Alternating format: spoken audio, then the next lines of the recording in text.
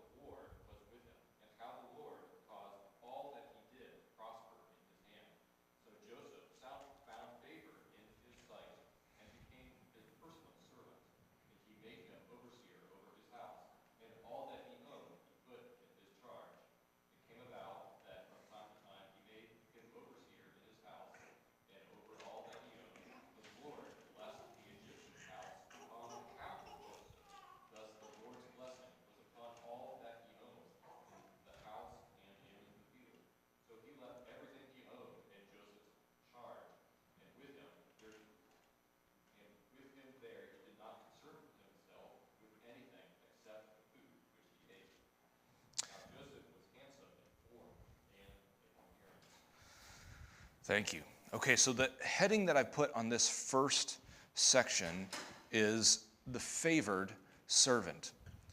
We recall, of course, Joseph has been sold into slavery by the Ishmaelites, and now he's been purchased by Potiphar, and he is, it's said many times, in Potiphar's house. And what characterizes Joseph's service in Potiphar's house is, what would you say? Probably put a couple of different words there, but what characterizes Joseph's service in Potiphar's house? Just as a theme, this isn't your first blank here. Blessed, successful, honorable. And so all of these things would be the favor of God upon him, that God is with him, the blessing of God is with him.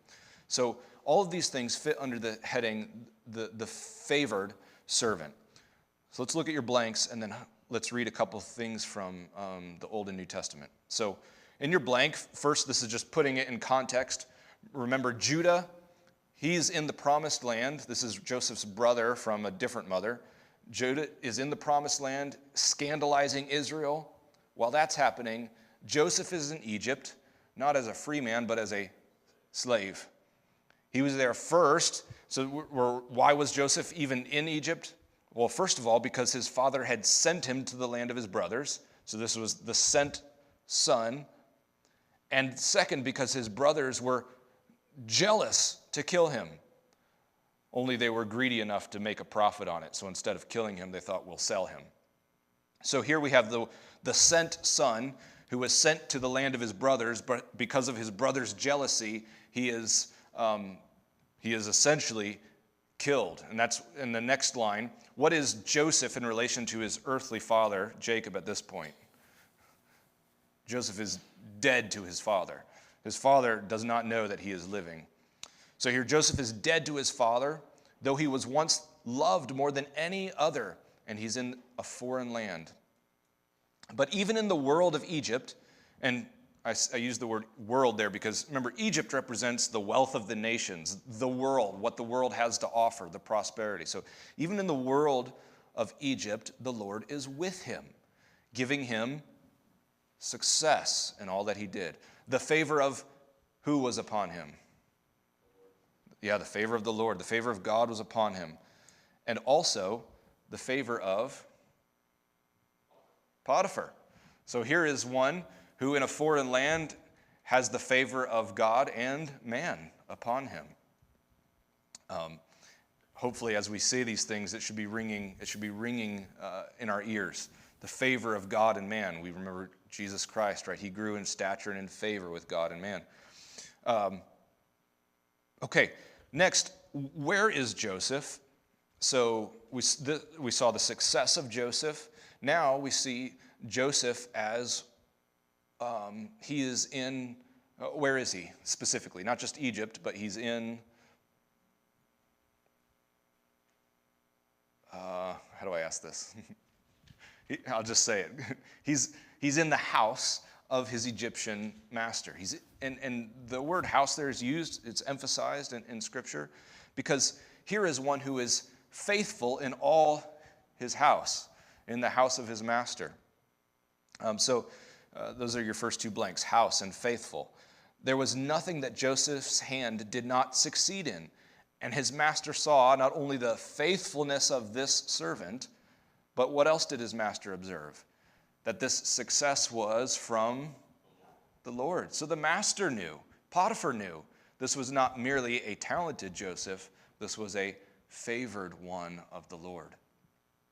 Faithful in all his house.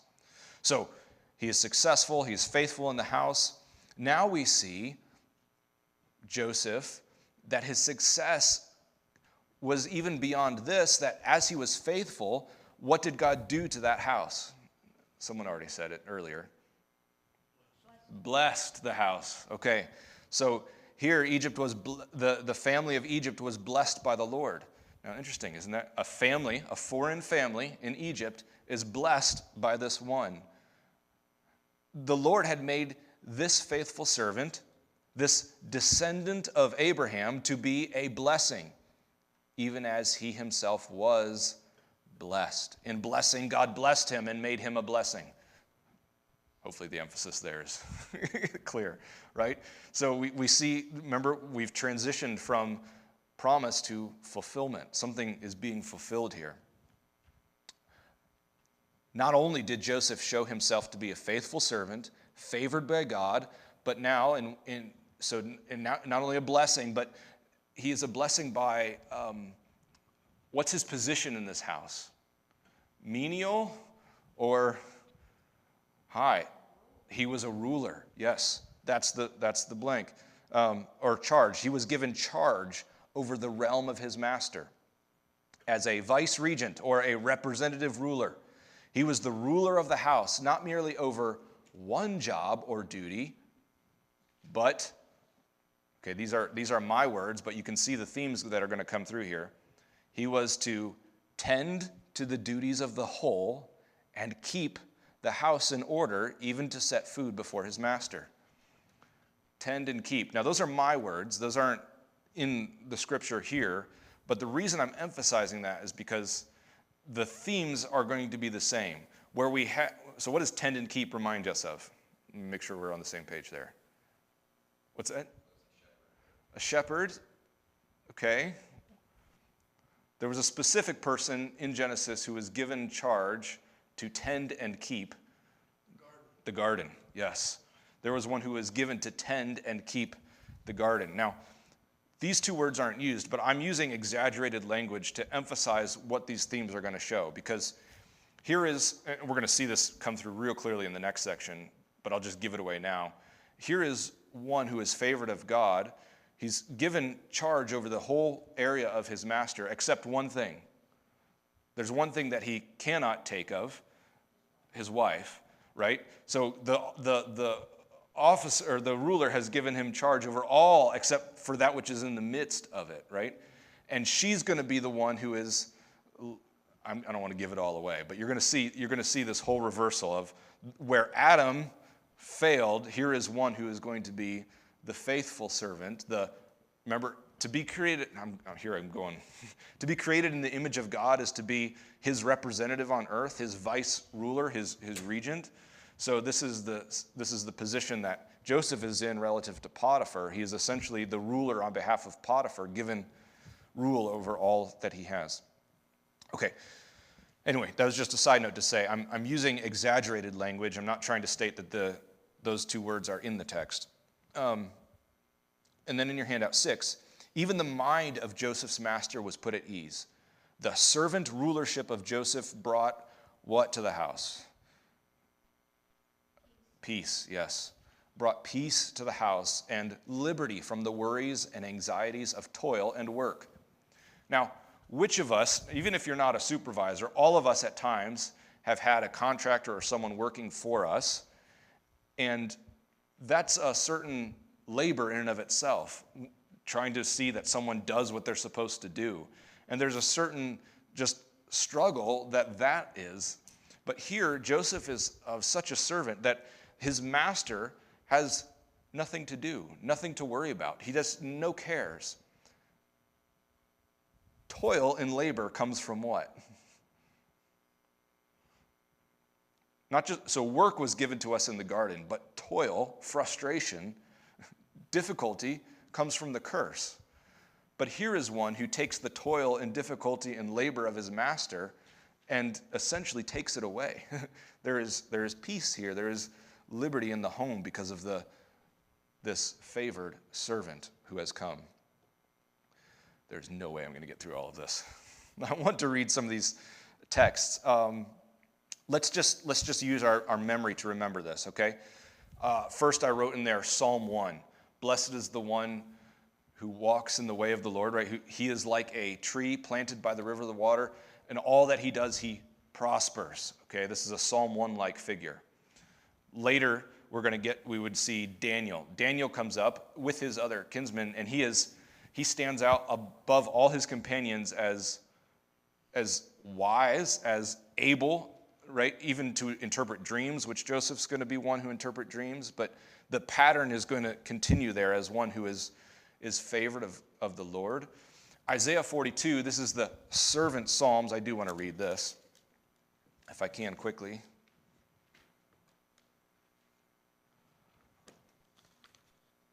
This is Isaiah anticipating the great servant of the Lord who is going to come. Isaiah 42, 1 through 4. Behold, my servant whom I uphold, my chosen one in whom my soul delights. I have put my spirit upon him. He will bring forth justice to the nations. He will not cry out or raise his voice, nor make his voice heard in the street. A bruised reed he will not break. A dimly burning wick he will not extinguish. He will faithfully bring forth justice. He will not be disheartened or crushed until he has established justice in the earth, and the coastlands will wait expectantly for his law. The anticipation of the Messiah comes in the form of a faithful servant, one who is going to do according to all that his master has set before him. And we think then of when Jesus does come, what is the voice from heaven at his baptism? This is my beloved Son in whom I am well pleased. The favor of the Lord is upon him. We also see at the end, when the commission for baptism is given, Jesus says, all authority on heaven and earth has been given to me. Now what is that? There is one that all authority, all rulership, all power has been entrusted to Jesus Christ. And then he commissions his church. But that this faithful servant has been given charge of the whole realm, the world of God. And Hebrews picks up on this theme, right? Moses is faithful in all his house, but the greater is the son, the faithful servant. Anyway, Philippians. So I think all I'm trying to draw out here is one way in which we see the fulfillment which comes in Jesus Christ is by being trained to expect, to anticipate in the Old Testament, the faithful servant, the one who rules well, the one who is entrusted all things. So that's the first heading, favored servant. Second heading then we have now is righteous servant. Righteous servant. Let's read the next part of our chapter. Verses, Pastor Hall, would you read verse 7 through 18 for us in Genesis 39? It came about after these events that his master's wife looked with desire at Joseph. And she said, "Lie with me." And he refused and said to his master's wife, "Behold, with me here my master does not concern himself with anything in the house, and he has put all that he owns in my charge. But there is one greater in this house than I, and he has withheld nothing from me except you, because you are his wife. How then could I do this great evil and sin against God?"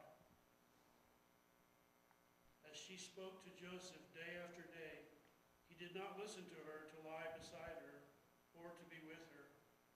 Now it happened one day that he went into the house to do his work, and none of the men of the household were there inside. She caught him by his garment, saying, "Lie with me." And he left his garment in her hands and fled and went outside. When she saw that he had left his garment in her hand and has fled outside, she called to the men of the household and said to them, "See, he has brought in a Hebrew to us to make sport of us. He came in to me to lie with me, and I screamed. When he heard that I raised my voice and screamed, he left his garment beside me and fled and went outside." So she left his garment beside her until his master came home. Then she spoke to him with these words, "The Hebrew slave whom you brought to us came in to me to make sport of me. And as I raised my voice and screamed, he left his garment beside me and fled outside." Thank you. So now we transition. The favored servant is confronted with what? What situation would we call this? He's being lured, right? He's going through temptation. Someone is tempting him, luring him, and Joseph is going to succeed in this temptation. First, just within Genesis, notice Joseph is described as one who is beautiful in form and appearance. We've read that exact phrase before. It speaks of whom? Anyone recall? It was his mother, yep. It was Rachel. And even Sarah was beautiful. Rebecca was attractive, but specifically Rachel was said to be beautiful in form and in appearance. So not only is Joseph a descendant of Abraham, we saw that because this is one who is blessing, he's also the son of the blessed women, or Sarah and Rachel. He was beautiful in form and appearance. He is desirable in strength, in skill, and physique. Now pause just for a moment and think about the desirability of this one as one who rules, one who cares, one who is handsome. Again, it reminds me of a place in the scriptures that anticipates the coming righteous one. I cannot speak and turn. Psalm 42. I had the privilege of preaching on this a while back, and we saw how it reflects the glories of Christ. I'm just going to read a verse from there. If I wrote this, 45, sorry, Psalm 45. My heart overflows with a good theme. I address my verse to the king. My tongue is the pen of a ready writer. You are fairer than the sons of men. Grace is poured upon your lips. Therefore, God has blessed you forever. Fairer, or more beautiful than all the sons of men. This is, Christ is pictured in this way. Now, not Christ's physical physique. We know that from Isaiah, right? He was without form or comeliness that we should look on him. But what the writer of the Psalms is thinking of here is the beauty of the one who comes. He is beautiful because of his character, his righteousness, and his fittingness to come and save. The psalm is praying, gird on your sword, O mighty one, go forth and conquer. Anyway, so as we see the beauty of Joseph, we're thinking of, okay, the one who is going to come is going to be beautiful. Now, Joseph, first the type, is beautiful in form and appearance. Christ, beautiful in his character, and how much more in his glory. Okay, then we have also, thinking within Genesis, a little bit of a reversal in the narrative. Abraham spent some time in Egypt as well. Now we have a son of Abraham. But do you remember when Abraham was in Egypt, he was afraid of something happening, thinking of beauty. He was afraid of Sarah being taken. And in fact, Sarah was taken by Pharaoh for her beauty. So we had in Egypt the Egyptian man looking to take the beauty of the daughter of Abraham, or the wife of Abraham. But now we have the beautiful son who is wanting to be captured, if you will, by the wife of Potiphar. So this has happened before, but it's in reverse, and the one who stands out prominently is Joseph. He's the desirable one. Potiphar's wife is not a lady of wisdom here. She is lady, think of Proverbs. The adulterous woman, but Lady Folly. Yeah. Both the adulteress and Lady Folly. Yes. I guess I overlap those two in my mind. Do you separate those as distinct, or I might be wrong here. I just. Well, no, they're both. Yeah. I know that in Proverbs we speak so much of warnings against the adulterers, the lips of the adulterous. Yes. Woman. Yep. And yeah, but Lady Folly could encompass more than that. Okay. I think. Okay. Yeah. No. I mean More sin. Right. Than just adultery. I see. Yep. So folly is the broad category, adultery specific. Both apply here. Yep.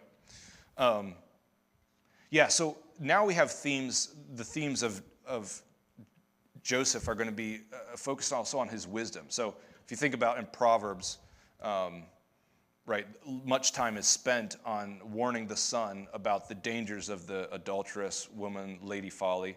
And Potiphar's wife here maps onto that almost perfectly. She is loud, she is boisterous, she calls to the streets. And here, Potiphar's wife is not in any way subtle. Come, lie with me, right? She is loud and boisterous. And in 2:2, she is not constrained with dutiful love to her husband, but she has, what is the phrase she's done with her eyes? She's cast her eyes upon Joseph. Now, here again, we have this, she has taken her eyes, as it were, off of her husband and cast them upon Joseph to have him. We could go into, again, an application of just keeping chaste before the Lord here, but that's an aside. So in 2:3 then, Joseph's reply to her says essentially what? Well, my master has dealt liberally with me. He's trusted me with all of this. Joseph says he may freely have everything that is in his master's house, except he may not have his master's wife. And I put in parentheses, who's in the midst of the house. She is what kind of fruit? Forbidden fruit, enticing the son of Israel. Yeah. I was thinking too of the sin. Remember where Jesus says, he's speaking of on the Sermon on the Mount of the spirit of the law, and he said if you look with a woman or a person of the opposite sex with lust, and in verse 6 it says, or not verse 6, where was it? Verse 7. His master's wife looked with desire at Joseph. Mm-hmm. The looking with desire is lust in your heart. So sin starts in the heart. And she wanted to act it out, but it began there. Right. And so it's not just men that lust, it can be said of both. Right. Be careful of our heart sins. Yeah. Yep. And the narrative as we read this was not this was over time. She had deliberately set her mind to this and would not desist from it either. So there was, I guess what I was getting at there also, there was a long time endured that she was also just purely not faithful to her husband. Even though Joseph did not let the act happen, she is all the meanwhile, as you say, committing adultery in her heart against her husband. Sin does that. It won't let go. Right. It takes you farther than you want, and it seems to be this thing that you can't let go until either you fall or you turn away. Yeah, for sure. These texts are just so rich in applications and learning for us. So Joseph does not yield to the seductions of Lady Folly. He would not, but he says he would not primarily be sinning against his master, but primarily he'd be sinning against whom? God. He would primarily be sinning against God. We remember David says, against you, Lord, and you only have I sinned and done what was evil in your sight. This is Joseph living before the face of God primarily. Going back to Proverbs, when we think about how do we defeat sin, what do we do in temptation? Well, it has to be the fear of the Lord. And that he also was relying on what the Word said. That his flesh might have, we don't know what his flesh might have thought, but as those who are as the same flesh that he had, we have to fight against these things, and the fear of the Lord is what prevented him most. Not necessarily the fear of the master, of Right. the boss, per se, Right. but the God who sees all. Right. Because I think it's fairly plain that his master actually was not the reason that was keeping him from doing this. His master was gone from the house. And as we'll see in just a second, the temptation is more than just pleasure. The temptation is to take over all that his master has, to become his master. So if Joseph's fear was only the master, this would be no deterrent from the enticement. But since Joseph's fear is the Lord, there's no way around the sin. Okay, day after day, the temptress did not stop, but Joseph does what with her voice? Specifically, he does not listen. Yes, he does not listen to the voice of the wife. So we talked about garden themes and reversal. Here is one thing that the master has refused to give, and she's pictured as the lust of the eyes, right? She sees Joseph and wants, but here Joseph does not listen to the voice of the wife, unlike Adam, right? Adam listened to the voice of his wife and took what was forbidden. Here, Joseph does not listen to the voice of Lady Folly and refuses the temptation. So Joseph is clearly acting in a way that succeeds where Adam failed, not with the same office that Adam had. Joseph is not a representative of all mankind, but Joseph is a picture of one who will be the second Adam. In your handout 2:6, this is what we were getting at. The full temptation, what really was offered to Joseph here, and this was given, helpfully, this comes from Candlish, and I didn't cite him here, but Joseph was not merely tempted with the lust of the flesh. By taking his master's wife, he would have all that his master had. It all would be his, save nothing. And if he had her, Potiphar's wife, how he would have cast off the humiliation of a servant's life and ascended immediately to the honor of king over Potiphar's house, with the glory of his master. Thus, along with the lust of the flesh, there was the lust of the eyes and the pride of life, pursuing Joseph with evil intent to triumph over him. If I say here is one who is tempted to ascend to glory through illegitimate means, what does that remind us of?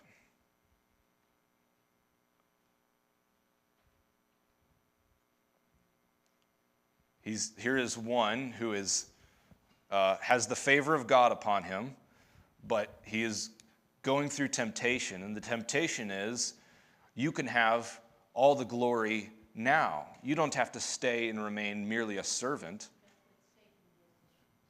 It is. Yes. In the wilderness. Yeah. He said, here are all the kingdoms of the earth if you will only bow down and worship me. Jesus could, as it were, skip the cross and go straight to glory, having all the kingdoms. Of course, it's a farce, but here is one who succeeds in temptation. 2:7, the climax of this fierce struggle. Joseph doesn't, of course, stand in debate or him and haw, but Joseph flees, turns tail, and run. There is danger here, and there is no sense in staying around. We are. Flee youthful lusts, right? Which wage war against the soul, the very soul. Okay, in your handout 2:7, the next 4 blanks are all the same word. It's emphasized about 6 times in the text. She caught him by his garment, but he left it with her. And she saw that it was left with her in her hand. She lies about the garment, lays up the garment until the master return, uses the garment to produce the false evidence of her narrow escape. So first, Joseph, the royal robe that he had been seized by his brothers. Now his garment of servanthood is also seized and turned against him. And it's interesting that you don't read him defending himself. Yeah. He doesn't make any plea. I didn't do it, right? He seems to willingly, yeah. So this is going to lead right to our next section. First, let me read 2:8. So the woman, when the master comes home, and it's interesting here, you can also read through this, and every time the man of the house is referred to by the wife, she doesn't call him husband or Lord, it's his master. And here, what does the woman say? This Hebrew whom you brought to me, he came to sin with me. Who does that sound like? Yeah, it sounds like Adam in the garden. Yes. Adam's excuse. This woman who you gave to me, well, here it is. This Hebrew whom you brought to us. Uh-oh. We'll set up a counseling session here. For Bob, yeah. Yeah. Clearly only one side to that argument. Good. Okay, so final section in the last 2 minutes, as I'm trying to get through. We saw the favored servant. Now here, Joseph succeeds in the temptation. He is the righteous servant. There's some scriptures, but I'm sure if I just say the righteous servant, we're all thinking of many scriptures in the Bible about the righteous servant of the Lord. Now we have, I didn't rewrite this. So it's the suffering servant. You can cross off humiliation of Judah. That's a typo from the last handout. I think the scriptures are right, but it's the suffering servant. So here we have, just as you were saying, Mrs. Cole, Joseph is met with the wrath of his master, and I like the observation you made. He does not give any excuse or any way to defend himself. He receives it. It does not seem like he had much of a choice, but Joseph is banished from his master's house to the prison on account of crimes which he did not commit. So here, if you're thinking about sort of the echoes of the garden, the one who's banished from the master's house is the one who did not commit the sin.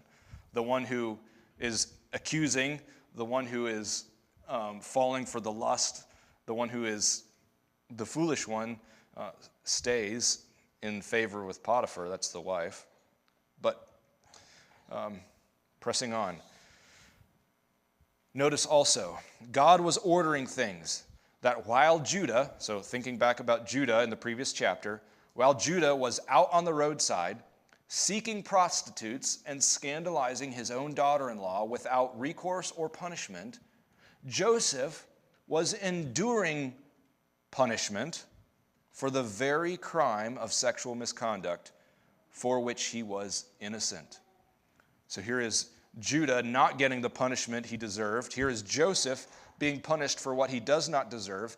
And we know that all of this is in the plan of God because Joseph is going to end up being the salvation of not only his brothers, but the whole world because of the famine that is coming.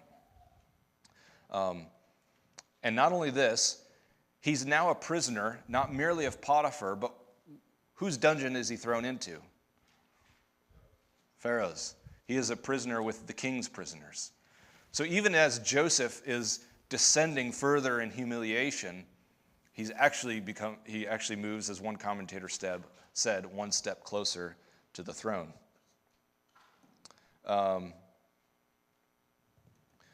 So even in prison, 3:3, the Lord was with Joseph. He did not abandon Joseph's soul to the dungeon, but showed him what kind of love?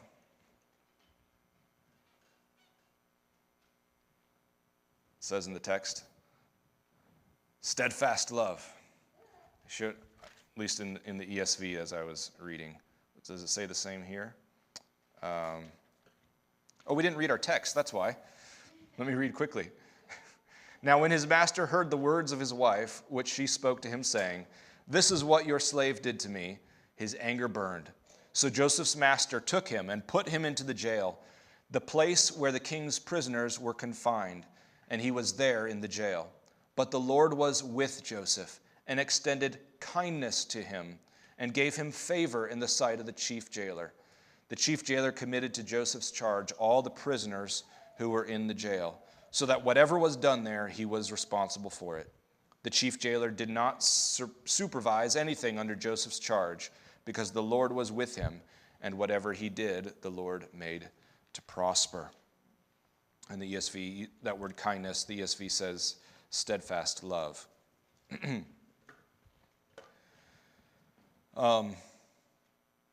Okay. By the Lord's favor and success, Joseph gained, again, charge over every other prisoner. And this is also interesting. We're going to see in the next chapter what he does while he's in prison, while he's in his humiliation. To some prisoners, he would unlock visions of good news and proclaim it to them. For others, it would be their condemnation, and their condemnation would be more fully established. in your handout 3:5. But for now, the keeper of the prison trusted Joseph with how many of his duties? All of his duties. Likely at the cost of his own life should something go wrong. You remember the Philippian jailer, right? The jailer would have been killed if the prisoners escaped. So here, the trust that the jailer has in Joseph is complete. He trusts Joseph with his life. There was nothing done at the prison which Joseph did not have his hand in doing, so that even in the realm of the